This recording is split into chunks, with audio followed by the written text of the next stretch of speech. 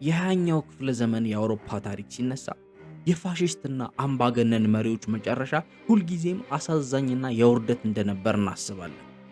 አዶልፍ ሂትለር በበርሊን ምድር ቤት ውስጥ ራሱን አጠፋ። ቤኒቶ ሙሶሎኒ በሕዝብ አደባባይ ተዘግዝቆ ተሰቀለ። ነገር ግን ከእነዚህ አረመኔ መሪዎች ጋር አብሮ ይሠራ በአስፈሪው የስፔን የእርስ በርስ ጦርነት ከግማሽ ሚሊዮን በላይ ሰዎችን ያስፈጀና አገሪቱን በብረት መዳፍ የጨበጠ አንድ ሌላ አምባገነን መሪ ነበር። እርሱ ግን እንደ ሂትለርና ሙሶሎኒ አልወደቅም። ለ36 ዓመታት ሙሉ በስልጣን ላይ ቆይቶ በስተርጅናው በራሱ አልጋ ላይ በክብር ሞተ። ይህ ሰው የስፔን አዳኝ በማለት ራሱን የሰየመ የካቶሊክ ቤተክርስቲያንና የወታደራዊ ኃይልን ያጋባ ጄኔራል ፍራንሲስኮ ፍራንኮ ነው።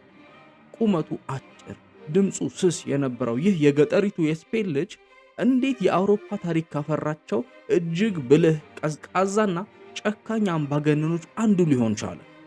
ይህ ደም አፋሳሹን የስፔን ታሪክ የለወጠው የጄኔራል ፍራንሲስኮ ፍራንኮ ሙሉ የህይወት ታሪክ ነው። ለአንድ አፍታ ይህንን ቪዲዮ ላይክ እና ሰብስክራይብ በማድረግ ለቻናላችን ድጋፋችሁን አሳዩ።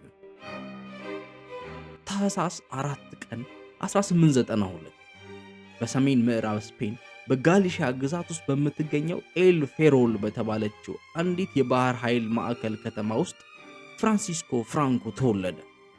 ኤል ፌሮል ከተማ መተንፈሻም ሆነ መኖሪያ ከባህር ኃይልና ከመርከብ ግንባታ ጋር የተቆራኘ ነበር። የፍራንኮ ቤተሰብም ከዚህ የተለየ አልነበረም። ለ6 ተከታታይ ትውልዶች የባህር ኃይል መኮንኖችን ያፈራ ቤተሰብ ነበር።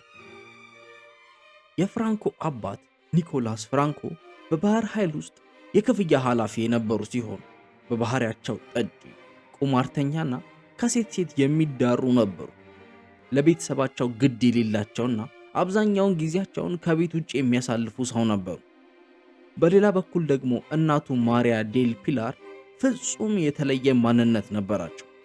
እጅግ ሃይማኖተኛ፣ የዋህ፣ ጸጥተኛና የባላቸውን በደል በዝምታ ተቀብለው የሚያሳልፉ ጽኑ ሴት ነበሩ። ወጣቱ ፍራንሲስኮ ከአባቱ ይልቅ ወደ እናቱ እጅግ ያደላ ነበር። የእናቱ ታጋሽነት፣ ሃይማኖተኛነትና ስሜትን የመቆጣጠር ባህሪ ወደ ፍራንኮ በጥልቀት ተሸጋግሮ ነበር። ፍራንኮ የአባቱን ብልሹ ስነ ምግባር አምርሮ ይጠላ ስለነበር በኋለኛው ሕይወቱ አልኮል የማይጠጣ ስርዓት ያለውና ፈጽሞ ስሜቱን የማይገልጽ ሰው እንዲሆን አድርጎታል። ፍራንኮ በልጅነቱ ቀጫጫ፣ አጭርና ትልቅ ራስ የነበረው ልጅ ነበር። ከዚህም በላይ ድምፁ እጅግ ስስና የሴት የሚመስል ስለነበር በእኩዮቹ ዘንድ የዘውትር መሳለቂያና መገለል ይደርስበት ነበር። ይህ አካላዊ ጉድለቱና በሰዎች መገፋቱ በውስጡ አንድ ትልቅ የስነ ልቦና እልህ ፈጠረበት። ይኸውም ራሱን ከማንም በላይ ጠንካራና አሸናፊ አድርጎ የማሳየት ጽኑ ፍላጎት ነበር። እንደ ቤተሰቡ ባህል የፍራንኮ ትልቁ ህልም የባህር ኃይል መኮንን መሆን ነበር። ነገር ግን ታሪክ የራሱ የሆነ ጨዋታ ነበረው። በ1898 በስፔንና በአሜሪካ መካከል በተካሄደው አጭር ጦርነት ስፔን አሳፋሪ ሽንፈት ገጠማት። የኩባን፣ የፖርቶሪኮንና የፊሊፒንስን ግዛቶች አጣች። የባህር ኃይሏም ሙሉ በሙሉ ወደመ። ይህ ክስተት በስፔን ታሪክ ውስጥ የ1898ቱ ጥፋት በመባል የሚታወቅ ሲሆን በመላው አገሪቱ ላይ ጥልቅ የሆነ የውርደትና የሐዘን ስሜት ጥሎ አለፈ። በዚህ የኢኮኖሚ ቀውስ ምክንያት የስፔን መንግስት የባህር ኃይል አካዳሚውን በሮች ዘጋ። የፍራንኮ የባህር ኃይል ህልም እዚያው ላይ ተቀጨ። በ1907 የ14 ዓመቱ ፍራንኮ ምንም ምርጫ ስላላገኘ በቶሌዶ ወደሚገኘው የእግረኛ ጦር አካዳሚ ገባ። ቶሌዶ ጥንታዊ ከተማና የስፔን ወታደራዊ የክብር ምልክት የነበረች ቢሆንም ለአዲሱ ተማሪ ለፍራንኮ ግን የፈተና ቦታ ነበረች። በአካዳሚ ውስጥ ታላላቅ ተማሪዎች በአጫጭርና በአዳዲስ ተማሪዎች ላይ ከፍተኛ የጉልበት ብዝበዛና ጥቃት ያደርሱ ነበር። ፍራንኮም ፍራንኪቶ እየተባለ ይጠቃ ነበር። ሆኖም ፍራንኮ እጅ አልሰጠም። በአካዳሚ ውስጥ እጅግ ጠንካራ ዲሲፕሊን ያለው፣ የማይስቅ፣ ዘውትር የሚያነብና ከማንም ጋር ትርፍ ወሬ የማያወራ ተማሪ ሆነ። በክፍል ውስጥ ትልቅ ውጤት ባያመጣም በውስጡ ግን የማይበገር የወታደርነት መንፈስ ገብቶ ነበር። ሲመረቅ አንድ ጽኑ ውሳኔ ያደረገ። በአውሮፓ ውስጥ ተራ ወታደር ሆኖ ከመቀመጥ ስፔን በአፍሪካ አህጉር ወደምታካሄደውና ሞት አፋፍ ወደ ሆነው የሞሮኮ ጦርነት ሄዶ ጀግንነቱን ለማሳየትና ቶሎ ማዕረግ ለማግኘት ቆረጠ።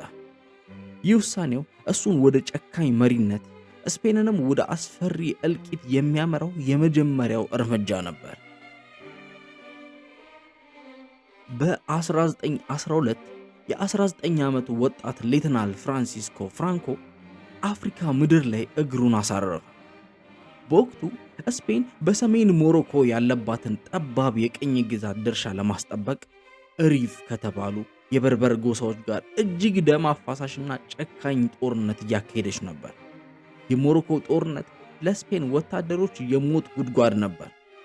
የሪፍ ተዋጊዎች አቀበታማውን ተራራ በደንብ ስለሚያውቁት የስፔንን ጦር በደፈጣ ውጊያ እያረዱ ይጥሉት ነበር። ፍራንኮ ሞሮኮ እንደገባ ሬጉላሪስ ወደ ተባለው ክፍለ ጦር ተቀላቀለ።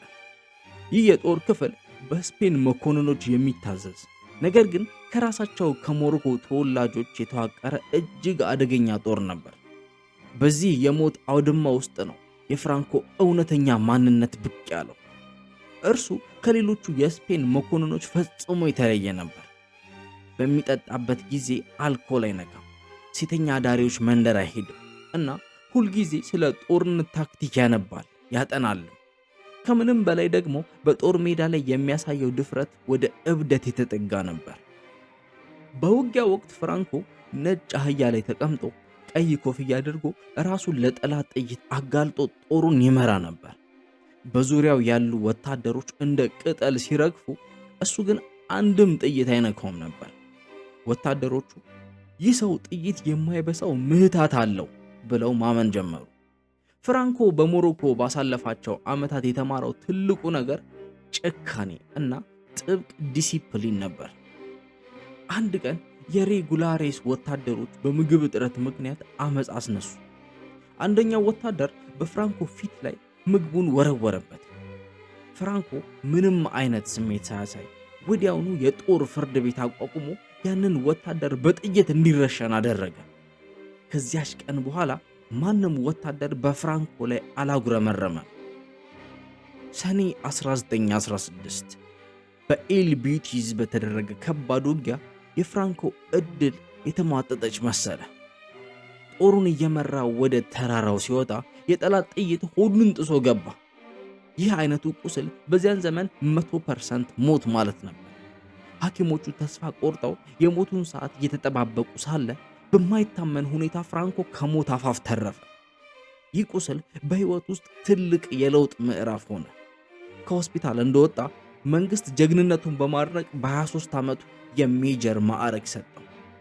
በዚህም በስፔን ታሪክ ውስጥ እጅግ ወጣቱ ሜጀር ሆነ። በሞሮኮ የነበረው ጦርነት እየከፋ ሲሄድ በ1920 ሆዜ ሚላን አስትራ የተባለ እጅግ ጽንፈኛና ግማሽ አካሉን በጦርነት ያጣ መኮንን የስፔን የውጭ ሌጊዮን የተባለ አዲስ የጦር ክፍል አቋቋመ። ይህ ጦር መፈክሩ ሞት ይለምልም የሚል የሞት አምልኮን የሚሰብክና እጅግ አረመኔ የነበረ ጦር ነው። ሚላን አስትራይ የዚህ ጦር ምክትል አዛዥ እንዲሆን የመረጠው ወጣቱን ሜጀር ፍራንኮን ነበር። የስፔን ሌጊዮን በሞሮኮ መንደሮች ላይ የፈጸመው ጭካኔ ድንበር አልባ ነበር። የተገደሉ የሪፍ ተዋጊዎችን አንገት ቆርጠው በጦራቸው ጫፍ ላይ ይሰኩ ነበር። ፍራንኮ ይህንን ጭካኔ ይደግፈው ነበር፣ ምክንያቱም ጠላትን ማሸነፍ የሚቻለው በከፍተኛ ሽብርና ፍርሃት ብቻ ነው የሚል እምነት ስለነበረው ነው። በሞሮኮ ውስጥ የተዋጉ የስፔን መኮንኖች ራሳቸውን አፍሪካኒስታስ ብለው ይጠሩ ነበር። እነዚህ ሰዎች ራሳቸውን እንደ የስፔን አዳኝ፣ ዲሞክራሲንና የፖለቲካ ንግግሮች ደግሞ እንደ ደካማነት የሚቆጥሩ፣ ሁሉንም ነገር በወታደራዊ ኃይል መፈታት አለበት ብለው የሚያምኑ ጽንፈኞች ነበሩ። የፍራንኮ የፖለቲካና ወታደራዊ ፍልስፍና ሙሉ በሙሉ የተቀረጸው በዚህ የአፍሪካኒስታስ አስተሳሰብ ነበር። በ1926 የሪፍ ጦርነት በተሳካ ሁኔታ ሲጠናቀቅ ፈረንሳይ ጣልቃ ገብታ የጋራ ዘመቻ ካደረጉ በኋላ ፍራንኮ በጀግንነቱ የብርጋዴር ጀነራልነትን ማዕረግ አገኘ። በ33 ዓመቱ ይህንን ማዕረግ ሲያገኝ ከናፖሊዮን ቦናፓርቴ ጊዜ ጀምሮ በመላው አውሮፓ ውስጥ እጅግ ወጣቱ ጀነራል ለመሆን በቃ። ይህ ዝናው በማህበራዊ ህይወቱም ትልቅ በር ከፈተለት። ከከፍተኛና ሀብታም የባላባት ቤተሰብ የተወለደችውን ካርመን ፖሎን አገባ። ሰርጉ የተደረገው በከፍተኛ ክብር ሲሆን ንጉሥ አልፎንሶ 13ኛ በክብር አጃቢነት ተገኝተው ነበር። የገጠሩ ልጅ ፖኪቶ አሁን የሀገሪቱ ጀግናና በሳራጎዛ የተከፈተው አዲሱ አጠቃላይ የወታደራዊ አካዳሚ ዳይሬክተር ሆኖ ተሾመ። ፍራንኮ በስልጣንና በክብር ማማ ላይ ቢወጣም ስፔን ግን በከፍተኛ የፖለቲካ እሳተ ገሞራ ላይ ተቀምጣ ነበር። በሀገሪቱ ውስጥ የተፈጠረው የድሆችና የሀብታሞች መከፋፈል፣ የንጉሳዊ ስርዓት መዳከምና የግራ ዘመም ፖለቲካ መነሳት ፍራንኮ በሞሮኮ ያካበተውን የጭካኔ ልምዱን ወደ ገዛ አገሩ ህዝብ እንዲያዞር የሚያስገድደው ታሪካዊ ክስተት ከፊቱ እየተቃረበ ነበር። ወደ 1930ዎቹ መጀመሪያ ስንመጣ ስፔን በከፍተኛ ማህበራዊና ፖለቲካዊ ቀውስ ትገኝ ነበር። ሀገሪቱ በሁለት ጽንፍ የተከፈለች ነበረች። በአንድ በኩል እጅግ ሀብታም የሆኑ የመሬት ከበርቴዎች፣ ጥብቅና ኃያል የነበረችው የካቶሊክ ቤተክርስቲያን እና ወግ አጥባቂው ወታደራዊ ኃይል ነበሩ። በሌላ በኩል ደግሞ በመሬት አጦች፣ በፋብሪካ ሰራተኞችና በግራ ዘመም ፖለቲከኞች፣ ኮሚኒስቶችና አናርኪስቶች የተሞላ በድህነት የሚሰቃይ የህዝብ ክፍል ነበር። እንደ አውሮፓውያን አቆጣጠር ሚያዝያ 1931 ታሪካዊ ክስተት ተፈጠረ። በመላው ስፔን በተካሄደው የአካባቢ ምርጫ ሪፐብሊካንና ጸረ ንጉሳዊ አቋም ያላቸው ፓርቲዎች በዋና ዋና ከተሞች አሸነፉ። ህዝቡ በየአደባባዩ ወጥቶ ንጉሳዊ ስርዓቱ እንዲያበቃ ጠየቀ። ንጉሱ አልፎንሶ 13ኛ የህዝቡን ቁጣ መቋቋም ሲያቅታቸውና ወታደሩም ከጎናቸው እንደማይቆም ሲረዱ ስፔንን ለቀው ወደ ግዞት ሸሹ። በዚህ ጊዜ ሁለተኛዋ የስፔን ሪፐብሊክ በይፋ ታወጀች። አዲሱ የሪፐብሊካን መንግስት በግራ ዘመሞችና በሊበራሎች የሚመራ ነበር።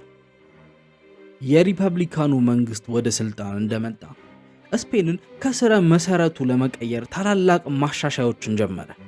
የካቶሊክ ቤተክርስቲያንን ከትምህርት ስርዓቱና ከመንግስት ጉዳዮች ነጠለ። የቤተክርስቲያንን ንብረት ወረሰ። የመሬት ይዞታን ለድሃ ገበሬዎች ለማከፋፈል ህግ አወጣ። የሴቶችን መብትና የፍቺ ህግን አጸደቀ። እንዲሁም የወታደሩን አቅምና በጀት በከፍተኛ ሁኔታ ቀነሰ። ይህ እርምጃ ለዘመናት ስፔንን ሲቆጣጠሩ በነበሩት ሶስት ኃይሎች ማለትም ካቶሊክ ቤተክርስቲያን፣ የመሬት ከበርቴዎችና ወታደሩ ላይ የተሰነዘረ የሞት አዋጅ ነበር። በዚህ የፖለቲካ አውሎ ንፋስ ውስጥ ፍራንሲስኮ ፍራንኮ የሳራጎዛ ወታደራዊ አካዳሚ ዳይሬክተር ሆኖ ይሰራ ነበር።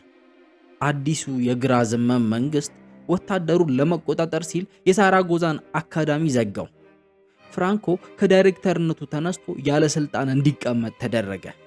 ፍራንኮ በውስጡ እጅግ አዝኖና አዲሱን ሪፐብሊክ ቢጠላም ስሜቱን ግን በይፋ አላወጣም። እርሱ ጥንቃቄ የሚወድ፣ ነገሮችን ወዴት እንደሚያመሩ ጠብቆ እርምጃ የሚወስድ እጅግ ቀዝቃዛ ሰው ነበር። ሌሎች ወታደራዊ መኮንኖች በ1932 በጀነራል ሳንኩርሆ መሪነት አዲሱን መንግስት ለመገልበጥ ሙከራ ሲያደርጉ ፍራንኮ ከእነርሱ ጋር ለመተባበር ፈቃደኛ አልነበረም። ጊዜው አልደረሰም በማለት ከመፈንቅለ መንግስቱ ራሱን አገለለ። ሙከራውም ከሸፈ። ሆኖም የፖለቲካው ፔንዱለም ወደ ቀኝና ወደ ግራ መወዛወዙን ቀጠለ። በ1933 በተደረገው ምርጫ ቀኝ ዘመሞች አሸንፈው መንግስት መሰረቱ። ይህ የቀኝ ዘመም መንግስት ቀደም ሲል የነበሩትን ማሻሻያዎች በሙሉ ሲቀለብስ የግራ ዘመሙና የሰራተኛው ክፍል በከፍተኛ ቁጣ ተነሳ። በጥቅምት 1934 በአውስትሪያስ ግዛት የሚገኙ የማዕድን ሰራተኞች ታላቅ የትጥቅ አመጽ አስነሱ። አመፀኞቹ ፖሊሶችን ገደሉ፣ ካህናትን አረዱ፣ ቤተክርስቲያኖችን አቃጠሉ። ይህ አመጽ የስፔንን መንግስት ክፉኛ አስደነገጠ። አመጹን ለማፈን የጦር ሚኒስትሩ አደገኛና ጨካኝ ሰው ፈልገው ነበር። ያ ሰው ደግሞ ፍራንሲስኮ ፍራንኮ ነበር። ፍራንኮ ኃላፊነቱን እንደተረከበ በሞሮኮ አብረውት የነበሩትን የአፍሪካኒስታስ እና የውጭ ሌጊዮን ወታደሮችን በማስመጣት በአውስትሪያ ሰራተኞች ላይ ዘመተ። የፍራንኮ ወታደሮች የገዛ አገራቸውን ዜጎች ልክ በሞሮኮ እንዳሉት ጠላቶች ቆጠሯቸው። ከ2000 በላይ ሰራተኞች ተጨፈጨፉ። በሺዎች የሚቆጠሩ ታሰሩ፣ ተሰቃዩ። ፍራንኮ ይህንን ጭካኔ ለስፔን አንድነት ሲባል የተደረገ አስፈላጊ እርምጃ ብሎ ሰየመው። ለቀኝ ዘመሞች ፍራንኮ የአገሪቱ አዳኝ ሲሆን፣ ለግራ ዘመሞች ግን የኦስትሪያ አራጅ ሆነ። ይህ ክስተት ስፔንን ወደማትመለስበት የእርስ በርስ ጦርነት ጫፍ ገፋት። እንደ አውሮፓውያን አቆጣጠር የካቲት 1936 ዓ.ም በስፔን ታሪክ እጅግ ወሳኝ የሆነ ምርጫ ተካሄደ። በግራ ዘመሞች፣ ኮሚኒስቶች፣ ሶሻሊስቶችና አናርኪስቶች የተዋቀረው የፖፑላር ፍሮንት ጥምረት በጠባብ ድምፅ ምርጫውን አሸነፈ። ይህ ድል የቀኝ ዘመሞችንና የወታደራዊ ኃይሉን በከፍተኛ ድንጋጤ ውስጥ ከተተው። ስፔን በሶቪየት ህብረት ወደምትመራ የኮሚኒስት ሀገር ልትቀየር ነው የሚል ከፍተኛ የፍርሃት ማዕበል ተነሳ። አዲሱ የግራ ዘመም መንግስት ስልጣን እንደያዘ የካቶሊክ ቤተክርስቲያኖች መቃጠል ጀመሩ። የመሬት ወረራዎች ተስፋፉ። በየመንገዱ የፖለቲካ ግድያዎች ተበራከቱ። መንግስት ሰላም ማስከበር አቅቶት አገሪቱ ወደ ትርምስ አመራች። መንግስት ሊመጣ ያለውን ወታደራዊ መፈንቅለ መንግስት ስጋት ለመቀነስ ሲል ታዋቂና ኃይለኛ የሆኑ ጀነራሎችን ከማዕከል አርቆ ወደ ተለያዩ ሩቅ ግዛቶች አዛወራቸው። ጀነራል ኤሚሊዮ ሞላ ወደ ናቫሪ፣ ጀነራል ጎዲድ ወደ ባሊያሪክ ደሴቶች እንዲሁም ጀነራል ፍራንሲስኮ ፍራንኮ ደግሞ ከዋናው የስፔን ግዛት ርቆ ወደሚገኘው የካናሪ ደሴቶች የጦር አዛዥ ሆኖ ተላከ። ይህ የቦታ ዝውውር ግን ጀነራሎችን ከመዶለት አላገዳቸው። ጀነራል ኤሚሊዮ ሞላ ዳይሬክተሩ በመባል የሚታወቀው መፈንቅለ መንግስቱን የማቀድ ዋና ኃላፊነት ወሰደ። ሞላ በመላው ስፔንና በሞሮኮ የሚገኙ የጦር አዛዦችን በሚስጥር እያስተባበረ አዲሱን የግራ ዘመም መንግስት ለመገልበጥ ተዘጋጀ። ሆኖ ለዚህ ዕቅድ ስኬት የፍራንኮ ተሳትፎ እጅግ ወሳኝ ነበር። ፍራንኮ በስፔን ወታደሮች በተለይም በሞሮኮ ባለው እጅግ አደገኛ ጦር ዘንድ ከፍተኛ ክብርና ተሰሚነት ነበረው። ነገር ግን ፍራንኮ እንደተለመደው አመነታ። የግራ ዘመሙ መንግስት ሙሉ በሙሉ እስኪዳከም እንጠብቅ፣ ህዝቡ እኛን እንደ አዳኝ እስኪጠራ መታገስ አለብን በማለት ውሳኔውን አዘገየው። የፍራንኮ ማመንታት ሌሎች ጀነራሎችን ክፉኛ አስቆጥቷቸው ነበር። አልፎም ተርፎም ሚስ ፍራንኮ እያሉ እስከ መሳደብ ደርሰው ነበር። ነገር ግን ሐምሌ 13 1936 ይህንን ሁሉ ማመንታት የገታ አንድ ታሪካዊ ግድያ ተፈጸመ። የስፔን የቀኝ ዘመም ፓርቲ መሪና ታዋቂው ፖለቲከኛ የነበረው ሆዜ ካልቮ ሶቴሎ ከመንግስት ፖሊሶች ጋር በተባበሩ የግራ ዘመም ታጣቂዎች ታፍኖ ተወሰደ። በጭነት መኪና ውስጥ ሆኖ በጥይት ተረሽኖ አስክሬኑ መንገድ ላይ ተጣለ። ይህ ግድያ የስፔንን መካከለኛ መደብና ወታደሩን ከመቀመጫው አስነሳው። ፍራንኮ ይህንን ዜና ሲሰማ የመጨረሻው ውሳኔውን አስተላለፈ። ከዚህ በላይ መጠበቅ የስፔን ሞት ነው፣ እኔ ከእናንተ ጋር ነኝ አላቸው። ሐምሌ 17 1936 በስፔን ሞሮኮ የሚገኙ ጦሮች አመጹን ጀመሩት። በማግስቱ ሐምሌ 18 ጀነራል ፍራንኮ በካሪና ደሴቶች የጦር አዋጅ በማወጅ ድራገን ራፒዲ በተባለችና በእንግሊዝ የድብቅ ሰላዮች በተከራየች ትንሽ አውሮፕላን ተሳፍሮ ወደ ሞሮኮ በረረ። ሞሮኮ እንደደረሰም ያንን ጀግና የሚያደርገውን የአፍሪካኒስታስ ጦር፣ የስፔን ሌጊዮንና የሞሮኮ ቅጥረኞችን ሙሉ በሙሉ አዘዘ። መፈንቅለ መንግስቱ ግን እንደታሰበው በቀላሉ አላለቀም። ጀነራሎቹ ዋና ከተማዋን ማድሪድንና ባርሴሎናን ጨምሮ በርካታ ትላልቅ ከተሞችን መቆጣጠር አልቻሉ። የሰራተኛው ክፍል ማህበራትና የግራ ዘመም ታጣቂዎች የጦር መሳሪያ ግምጃ ቤቶችን ሰብረው በመታጠቅ ወታደሩን መለሱት። ስፔን ለሁለት ተሰነጠቀች። በአንድ በኩል ራሳቸውን ብሔርተኞች ብለው የሚጠሩት አማጺ ወታደሮች ቀኝ ዘመሞችና ፋሺስቶች ሲሆኑ፣ በሌላ በኩል ሪፐብሊካኖች የሚባሉት ህጋዊ መንግስት፣ ኮሚኒስቶችና አናርኪስቶች ነበሩ። ፍራንኮ በሞሮኮ ከ30 ሺህ በላይ የሚሆን እጅግ ኃይለኛ ጦር ነበረው። ነገር ግን ይህ ጦር የጅብራተላርን ባህር አቋርጦ ወደ ዋናው የስፔን ምድር ማሻገር አልቻለም። ምክንያቱም የስፔን ባህር ኃይል ሰራተኞች መኮንኖቻቸውን ገድለው ከሪፐብሊካኑ መንግስት ጎን ስለቆሙ ባህሩን ዘግተውት ነበር። ፍራንኮ ጦሩን በባህር ማሻገር ካልቻለ መፈንቅለ መንግስቱ ገና ሳይጀመር እንደሚያበቃ ተገነዘበ። በዚህ የጭንቅ ሰዓት ፍራንኮ አንድ ድፍረት የተሞላበት ታሪካዊ እርምጃ ወሰደ። በቀጥታ ለናዚ ጀርመን መሪ ለአዶልፍ ሂትለር እና ለፋሺስት ኢጣሊያን መሪ ለቤኒቶ ሙሶሎኒ የድብቅ መልእክተኞችን ላከ።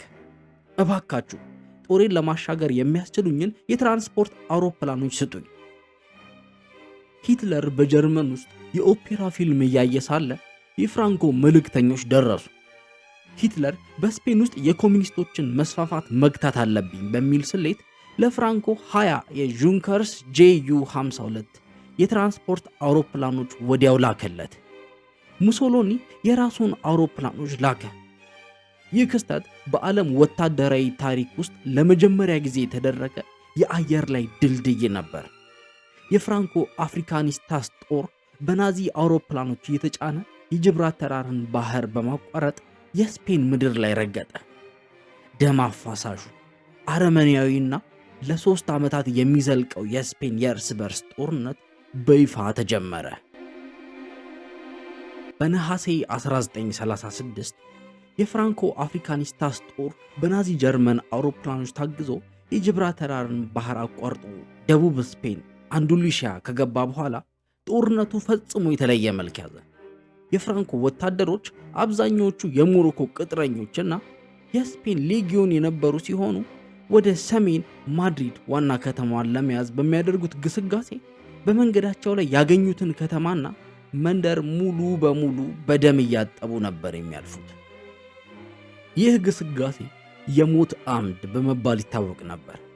የፍራንኮ ጦር ወደ አንዲት ከተማ ሲገባ የሪፐብሊካን የግራ ዘመም ደጋፊ ነው ብሎ የጠረጠረውን የሰራተኛ ማህበር መሪ፣ አስተማሪን ወይም የተማረውን ክፍል በሙሉ እየሰበሰበ በጅምላ ይረሽን ነበር።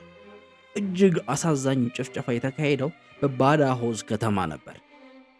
የፍራንኮ ጦር ከተማዋን እንደተቆጣጠረ ከ4000 በላይ የሚሆኑ የሪፐብሊካን ደጋፊዎችና እስረኞችን በበሬ ማጫዎች አደባባይ ውስጥ ሰብስቦ በማሽን ገን አጨዳቸው። ይህ አረመኔያዊ ድርጊት ሆን ተብሎ የተደረገና የሥነ ልቦናዊ ጦርነት ነበር። ፍራንኮ ጠላት በፍርሃት ካልተንቀጠቀጠ አሸናፊ መሆን አንችልም የሚል ጽኑ የአፍሪካኒስታስ አቋም ነበረው። በዚህ ጊዜ የብሔርተኞቹ ወታደራዊ አመራር አንድ ትልቅ ችግር አጋጥሞት ነበር። ይኸውም ማን ይምራን የሚለው ጥያቄ ነው። መፈንቅለ መንግስቱን ያቀደው ጀነራል ኤሚሊዮ ሞላ ሲሆን ዋነኛ መሪ ተብሎ የታሰበው ደግሞ በስደት በፖርቹጋል ይኖር የነበረው ጀነራል ሳንሁሮ ነበር። ነገር ግን እጣ ፈንታ ለፍራንኮ ሌላ በር ከፈተች። ሐምሌ 20 1936 ጀነራል ሳንሁሮ መፈንቅለ መንግስቱን ለመምራት አውሮፕላን ተሳፍሮ ወደ ስፔን ሲመጣ አውሮፕላኑ ተከስክሶ ሞተ። የሳንሁሮ ሞት ለፍራንኮ ትልቅ የስልጣን መንገድን ጠረገለት። በመስከረም ወር መጨረሻ ላይ የብሔርተኞቹ ጀነራሎች በሳላማንካ ከተማ ሚስጥራዊ ስብሰባ አደረጉ። ዓላማው የጦር አዛዥ ለመምረጥ ነበር። ፍራንኮ በዚህ ስብሰባ ላይ ትልቅ ጥቅም ነበረው። አንደኛ፣ ከናዚ ጀርመንና ከፋሺስት ኢጣሊያ ጋር በቀጥታ የሚገናኘውና የጦር መሳሪያ የሚያመጣው እሱ ብቻ ነበር። ሂትለር እኔ አውሮፕላን የላኩት ለፍራንኮ እንጂ ለሌላ ሰው አይደለም ብሎ ነበር። ሁለተኛ፣ እጅግ ጠንካራ የሆነ የሞሮኮ ጦር የሚታዘዘው ለፍራንኮ ብቻ ነበር። ሶስተኛው ደግሞ የፍራንኮ ታማኝ አገልጋዮች በጀነራሎቹ ላይ ከፍተኛ የፖለቲካ ጫና አሳደሩ። በመጨረሻም ጥቅምት 1 1936 ጀነራሎቹ ፍራንኮን የጦር ኃይሎች ጠቅላይ አዛዥ ብቻ ሳይሆን የስፔን መንግስት ርዕሰ ብሔር ሄድ ኦፍ ስቴት አድርገው ሾሙት። ፍራንኮ ወዲያውኑ ራሱን ኤል ካውዲሎ ብሎ ሰየመ። ይህ ቃል ትርጉሙ መሪው ማለት ሲሆን ልክ እንደ ሂትለር ፉረር እና ሙሶሎኒ ዱቼ አይነት ፍጹም ፈላጭ ቆራጭነትን የሚያሳይ ማዕረግ ነበር። ከዚች ቀን ጀምሮ የፍራንኮ ቃል ሕግ ሆነ። የካቶሊክ ቤተክርስቲያንም ፍራንኮን ከእግዚአብሔር የተላከ የስፔን አዳኝ በማለት ጦርነቱን እንደ ቅዱስ ጦርነት ባረከችለት። ፍራንኮ ስልጣኑን ካረጋገጠ በኋላ ወታደራዊ ስትራቴጂውን ቀየረ። የሪፐብሊካኖችን ዋና ከተማ ማድሪድን በፍጥነት ለመያዝ ከመሞከር ይልቅ አንድ ፖለቲካዊ እርምጃ ለመውሰድ ወሰነ።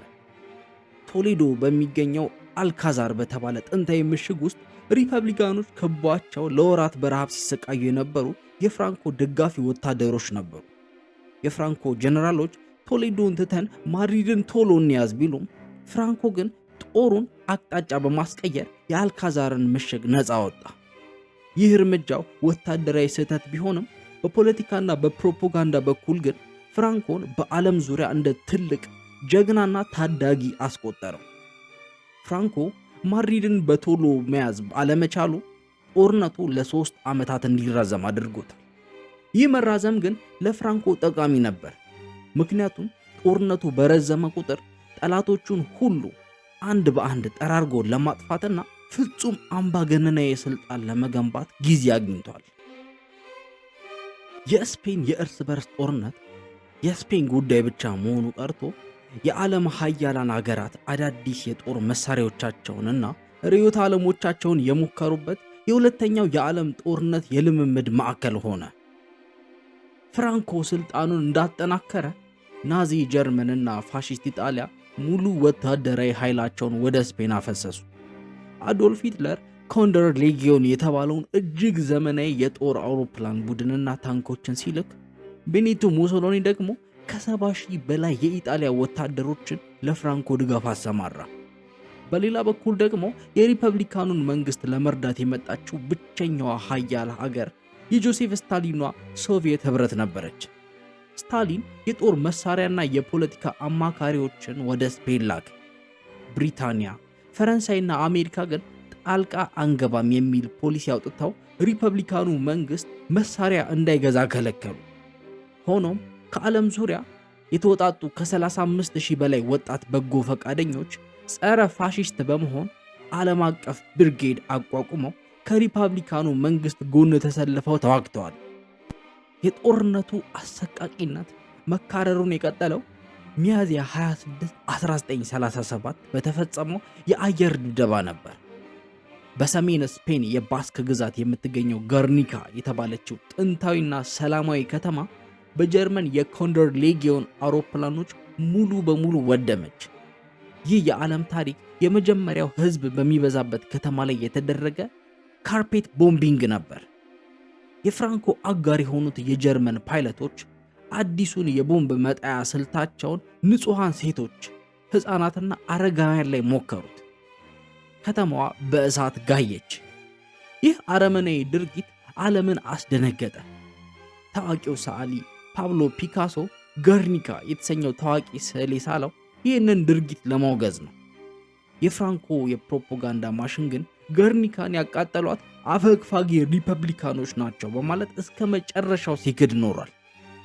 የሪፐብሊካኑ ኃይል ምንም እንኳን የማድሪድን ከተማ ለረጅም ጊዜ በጀግንነት ቢከላከልም በውስጡ ግን እጅግ የተከፋፈለ ነበር። ኮሚኒስቶች፣ አናርኪስቶችና ሶሻሊስቶች እርስ በእርሳቸው ይገዳደሉ ጀመር። በተለይም በስታሊን ትዕዛዝ ኮሚኒስቶች ሌሎቹን የግራ ዘመም አባላት ያጠፉ ነበር። ይህ የውስጥ ክፍፍል የሪፐብሊካኑን ኃይል የጀርባ አጥንት ሰበረው። በተቃራኒው ፍራንኮ በበኩሉ ምንም አይነት የፖለቲካ መከፋፈልን አልፈቀደም። በሚያዝያ 1937 ዓ.ም በቁጥጥሩ ስር ያሉትን የቀኝ ዘመም ፓርቲዎች ፋሺስቱ ፉላንጅንና ወግ አጥባቂውን ካርሊስትን ፓርቲዎች በማስገደድ አንድ ላይ እንዲዋሃዱ አደረገ። የዚህ የተዋሃደ ፓርቲ ብቸኛና ፍጹም መሪ ራሱ ፍራንኮ ሆነ። ማንም ሰው የፍራንኮን ትዕዛዝ ሊሞግት አይችልም። ከተቃወመ ወዲያውኑ ወደ ግድግዳ ዞሮ ይረሸናል። በ1938 በተደረገው የኤብሮ ጦርነት ባትል ኦፍ ኤብሮ ሪፐብሊካኖች የመጨረሻውን የሞት ሽረት ትግል አደረጉ። ነገር ግን በፍራንኮ የአየር ኃይል በጀርመንና ጣሊያን አውሮፕላኖች ብልጫ ሙሉ በሙሉ ተደመሰሱ። ጦርነቱ አበቃለት። በ1939 መጀመሪያ ላይ ፍራንኮ ባርሴሎናን ተቆጣጠረ። በመጋቢት ወር መጨረሻ ደግሞ ያቺ ለ3 ዓመታት የፋሽስቶችን ከበባ ስትቋቋም የነበረችው ማድሪድ ያለምንም ተቃውሞ እጅ ሰጠች። ሚያዝያ 1 ቀን 1939 ጀነራል ፍራንሲስኮ ፍራንኮ በሬዲዮ ቀርቦ የቀይ ጦር ተማርኳል፣ ጦርነቱ አብቅቷል የሚል ታሪካዊ አዋጅ ተናገረ። በዚህ ጦርነት ከግማሽ ሚሊዮን በላይ ስፔናውያን ሕይወታቸውን አጥተዋል። ጦርነቱ ቢያበቃም የፍራንኮ ጭካኔ ግን አላበቃም። ጦርነቱን ተከትሎ በመቶ ሺዎች የሚቆጠሩ ሪፐብሊካኖች ወደ ፈረንሳይ ሲሰደዱ፣ እጅ የሰጡት ደግሞ ወደ ማጎሪያ ካምፖች ኮንሰንትሬሽን ካምፕስ ተወሰዱ። ፍራንኮ እርቅ የሚባል ቃል አያውቅም ነበር። ለእርሱ ጦርነቱ ማለቅ ማለት ስፔንን ከቆሻሻ ማለትም ከግራ ዘመሞች ማጽዳት አሁን ተጀመረ ማለት ነበር። አስፈሪውና ጨለማው የፍራንኮ አምባገነን ስርዓት በመላው ስፔን ላይ ዘብ ቆመ። የስፔን የእርስ በርስ ጦርነት በሚያዝያ 1939 ሲጠናቀቅ አገሪቱ ወደ አመድነት ተቀይራ ኢኮኖሚያ ወድቆ ህዝቧን በረሃብ እየተቆላ ነበር። ከ5 ወራት በኋላ መስከረም 1939 አዶልፍ ሂትለር ፖላንድን ሲወር ሁለተኛው የዓለም ጦርነት በይፋ ተጀመረ። ዓለም በሁለት ጎራ አክሲስና አላይስ ስትከፈል ሁሉም ሰው የጠየቀው አንድ ትልቅ ጥያቄ ነበር። ፍራንኮ ከማን ጎን ይሰለፋል? በሎጂክ ሲታሰብ ፍራንኮ በቀጥታ ከሂትለርና ከሙሶሎኒ ጋር ከአክሲስ ኃይሎች ጎን ጦርነቱን መቀላቀል ነበረበት። ምክንያቱም ሂትለርና ሙሶሎኒ ባይረዱት ኖሮ ፍራንኮ የእርስ በርሱን ጦርነት ማሸነፍ አይችልም ነበር። ሂትለርም ቢሆን ፍራንኮ ዕዳውን የሚከፍልበት ጊዜ አሁን ነው ብሎ ጠብቆ ነበር። ነገር ግን በዚህ ወሳኝ የታሪክ ምዕራፍ ላይ ፍራንኮ እጅግ ብልህና የራሱን ጥቅም ብቻ የሚያስቀድም መሆኑን ለዓለም ያሳየው። ፍራንኮ ስፔን ወደ ሌላ አውዳሚ ጦርነት ከገባች ገና ያጠናከረው ስልጣኑ ላይ አደጋ እንደሚወድቅ ጠንቅቆ ያውቅ ነበር።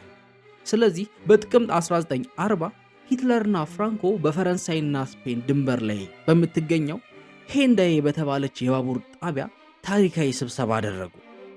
ሂትለር ስፔን ጦርነቱን እንድትቀላቀልና የእንግሊዝ ቁልፍ የባህር በር የሆነችውን ጅብራልታርን እንድትወር ጠየቀው።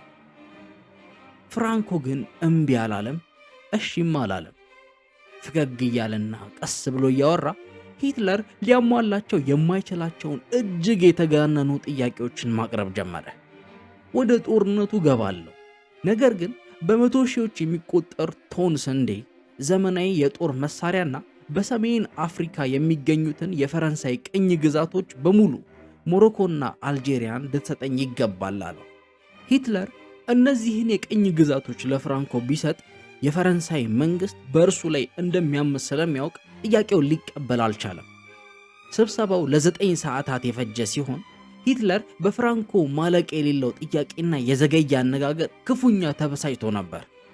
ሂትለር በኋላ ላይ ለሙሶሎኒ ሲነግረው ከዚህ ሰው ፍራንኮ ጋር ሌላ ስብሰባ ከማደርግ 3 ጥርሶችን ያለማደንዘዣ ብነቀል እመርጣለሁ ብሎ ነበር። በዚህ የሂንዳዬ ስብሰባ ፍራንኮ ስፔንን ከሁለተኛው የዓለም ጦርነት ውጭ አድርጎ አዳናት። እርግጥ ነው ስፔን ገለልተኛ ነኝ ብትልም በተግባር ግን ጀርመንን በድብቅ ትረዳ ነበር። የስፔን ወደቦች ለጀርመን ሰርጓጅ መርከቦች ክፍት ነበሩ። ከዚህም ባለፈ ጀርመን በ1941 ዓ.ም የሶቪየት ህብረትን ስትወር ፍራንኮ ብሉ ዲቪዥን የተባለ ከ47,000 በላይ በጎ ፈቃደኞችን ያቀፈ ጦር አቋቁሞ የጀርመንን የጦር ዩኒፎርም አልብሶ ከሶቪየት ህብረት ኮሚኒስቶች ጋር እንዲዋጋ ወደ ሩሲያ ግንባር ልኮ ነበር። ይህም ለሂትለር ውለታ የመመለስ ያህል ሆኖ ነገር ግን ምዕራባውያንን እንግሊዝንና አሜሪካን በቀጥታ ላለማስቆጣት የተወሰደ ብልሃት ነበር። በ1943 የጦርነቱ አቅጣጫ ወደ አላይስ አሜሪካ፣ እንግሊዝ፣ ሩሲያ ማዘንበሉንና የሂትለር መሸነፍ የማይቀር መሆኑን ፍራንኮ ሲገነዘብ ወዲያውኑ የፖለቲካ ካባውን ቀየረ። የብሉ ዲቪዥን ጦሩን ከሩሲያ ግንባር አስጠራው። የስፔን የፋሺስት ፓርቲ ፉላንጅ ምልክቶችን አጠፋ። ራሱን ደግሞ ፋሺስት ሳልሆን የካቶሊክ ወግ አጥባቂ መንግስት ነኝ እያለ ማስተዋወቅ ጀመረ። የሂትለር ፎቶግራፎች ከፍራንኮ ቢሮ ተነስተው የጳጳሱ ፎቶዎች ተሰቀሉ። ፍራንኮ በዓለም ፖለቲካ ውስጥ ከንፋሱ አቅጣጫ ጋር አብሮ የሚዞር የፖለቲካ እስስት መሆኑን በተግባር አስመሰከረ። በ1945 የሁለተኛው የዓለም ጦርነት ሲያበቃ ሂትለርና ሙሶሎኒ ከምድረ ገጽ ሲጠፉ፣ ፍራንኮ ግን ማድሪድ ቤተ መንግሥት ውስጥ ሆኖ ሻይ ይጠጣ ነበር። ሁለተኛው የዓለም ጦርነት ካበቃ በኋላ አሸናፊዎቹ ሀገራት የተባበሩት መንግስታት ድርጅት ዩኤን ስፔንን አላቀፏትም። ፍራንኮ የሂትለር ጓደኛ ስለነበር አገራት ኤምባሲዎቻቸውን ከማድሪድ ዘግተው እንዲወጡ ተደረገ። ስፔን በዓለም አቀፍ ደረጃ የተገለለች ሆነች። አሜሪካ አውሮፓን መልሶ ለመገንባት ያዘጋጀችውን የማርሻል ፕላን የእርዳታ ገንዘብ ለስፔን ከለከለች። የ1940ዎቹ አስርት ዓመታት በስፔን ታሪክ ውስጥ የረሃብ ዓመታት በመባል ይታወቃሉ። አገሪቷ ከራሷ አቅም ውጭ ምንም አይነት የውጭ ንግድ ማድረግ ስላልቻለች ኢኮኖሚው ሙሉ በሙሉ ፈረሰ። የምግብ እጥረት እጅግ አስከፊ ስለነበር ሰዎች ድመትና ውሻ እስከ መብላት ደርሰው ነበር። የጥቁር ገበያው አገሪቱን አጥለቀለቃት። የፍራንኮ ባለስልጣናትና የጦር መኮንኖች በጥቁር ገበያ ሲከብሩ፣ የድሃው ህዝብ ግን በረሃብ በሳምባ ነቀርሳና በተለያዩ በሽታዎች ያልቁ ነበር። ከረሃቡ የከፋው ግን ፍራንኮ የዘረጋው አሰቃቂ የጭቆናና የሽብር መረብ ነጩ ሽብር ነበር። ፍራንኮ በእርስ በርስ ጦርነቱ ያሸነፋቸውን ሪፐብሊካኖች ግራ ዘመሞች ፈጽሞ ይቅር አላለም። መንግስታዊ የስነ ልቦና እና የአካል ማጥፋት ዘመቻ አወጀ። ስፔንን ከኮሚኒዝም በሽታ ለማከም አረሞችን መንቀል አለብን የሚል ፖሊሲ ነበረው። በመላው ስፔን ማጎሪያ ካምፖችና ወህኒ ቤቶች ተጨናንቀው ነበር። ፖሊሶች የሪፐብሊካን ታጋይ የነበሩትን አስተማሪዎችን፣ የሰራተኛ ማህበር አባላትን፣ አልፎም ተርፎም የግራ ዘመም ደጋፊ የነበሩ ቤተሰቦችን እያደኑ ያሰቃዩና ይረሽኑ ነበር። ከጦርነቱ በኋላ ባሉት ዓመታት ብቻ ከ50 ሺህ እስከ 200 ሺህ የሚገመቱ ሰዎች ያለምንም ፍርድ ተረሽነዋል። በሺዎች የሚቆጠሩ ቫሌ ዲ ሎስ ካይዶስ የተባለውን ፍራንኮ ራሱ የሚያርፍበትን ታላቅ የካቶሊክ መታሰቢያ ሐውልት ድንጋይ እየፈለጡ እንዲገነቡ በግዴታ የጉልበት ሥራ ባርነት ውስጥ ወድቀዋል። ከዚህም በላይ የፍራንኮ ስርዓት እጅግ ዘግናኝ የሆነ የሕፃናት ስርቆት ወንጀል ይፈጽም ነበር። በሆስፒታሎችና በእስር ቤቶች ያሉ እናቶች ሲወልዱ የፍራንኮ ሐኪሞችና መነኮሳት ሕፃናቱን ወስደው ልጃችሁ ሞቶ ተወልዷል በማለት እናቶቹን ያታልሉ ነበር። ከዚያም እነዚያ ሕፃናት ለፍራንኮ ስርዓት ታማኝ ለሆኑ፣ ለካቶሊክ ሃይማኖት ቅርብ ለሆኑና ሀብታም ለሆኑ ቤተሰቦች በድብቅ ያድሏቸው ወይም ይሸጧቸው ነበር። ዓላማው የግራ ዘመም ፖለቲካ በደም ይተላለፋል፣ ማርክሲስት ጂን በሚል የውሸት ሳይንስ ልጆቹ በኮሚኒስት ቤተሰብ ውስጥ እንዳያድጉ ለማድረግ ነበር። ይህ ወንጀል እስከ 1980ዎቹ መጨረሻ ድረስ የዘለቀ ሲሆን ከ300 ሺህ በላይ ሕፃናት ተሰርቀው ሊሆን እንደሚችል ይገመታል። በዚህ የጭቆና ዘመን ሴቶች ማናቸውንም መብት ተነፍገው ነበር። ፍራንኮም አዲስ ሕግ አወጣ። በዚህ መሰረት አንዲት ሴት የባሏ የአባቷ ወይም የወንድሟ ፈቃድ ወይም ፊርማ ከሌለ የባንክ አካውንት መክፈት፣ ንብረት መግዛት፣ ወደ ውጭ ሀገር መጓዝ ወይም ሥራ መስራት አትችልም። የካታላንና የባስክ ቋንቋዎች በአደባባይ እንዳይነገሩ ተከልክለው ሁሉም ሰው ንጹሕ የስፔን ቋንቋ ብቻ እንዲናገር አስገደደ። ፍራንኮ አገሪቱን ወደ 16ኛው ክፍለ ዘመን ጥብቅ የካቶሊክ ሥርዓት መልሷት ነበር። እርሱ የሚኖረው ከማድሪድ ወጣ ብሎ በሚገኘው ኤል ፓርዶ ቤተ መንግሥቱ ሲሆን እንደ ጥንት ነገሥታት ሥልጣኑ በእግዚአብሔር ጸጋ የተሰጠው መሆኑን በሚታተሙ ሳንቲሞች ላይ ሳይቀር ጽፎት ነበር። ስፔን በጨለማ ውስጥ ተዘፍቃ ሳለች የዓለም ፖለቲካ ዳግም ተቀይሮ ፍራንኮን ከተገለለበት ማዕዘን የሚያወጣው አዲስ ክስተት ተፈጠረ። ያም ቀዝቃዛው ጦርነት ነበር። ወደ 1950ዎቹ መጀመሪያ ስንገባ የዓለም ፖለቲካ ሙሉ በሙሉ ተቀይሮ ነበር። አሜሪካና ምዕራባውያን ሀገራት የቀድሞ ወዳጃቸው ከነበረችው ሶቪየት ኅብረት ሩሲያ ጋር ፊት ለፊት ተፋጠጡ። ቀዝቃዛው ጦርነት በይፋ ተጀመረ። አሜሪካ የኮሚኒዝምን መስፋፋት በአውሮፓ ለማስቆም ከየትኛውም የዓለም መሪ ጋር አምባገነንም ቢሆን ለመተባበር ዝግጁ ነበረች። ይህ ሁኔታ ለጀነራል ፍራንኮ ከሰማይ የወረደ መና ነበር። ፍራንኮ ራሱን ለአሜሪካኖች ሲያስተዋውቅ ከሁላችሁም በፊት ኮሚኒዝምን የተዋጋሁት እኔ ነኝ በማለት ቀረበ። አሜሪካኖችም የስፔንን ስትራቴጂካዊ መልክዓ ምድር በአትላንቲክ ውቅያኖስና በሜዲትራኒያን ባህር መካከል መገኘቷን በማየት ከፍራንኮ ጋር ለመወዳጀት አልዘገዩም። እንደ አውሮፓውያን አቆጣጠር በ1953 ዓ.ም በስፔንና በአሜሪካ መካከል ታሪካዊ ስምምነት ተፈረመ።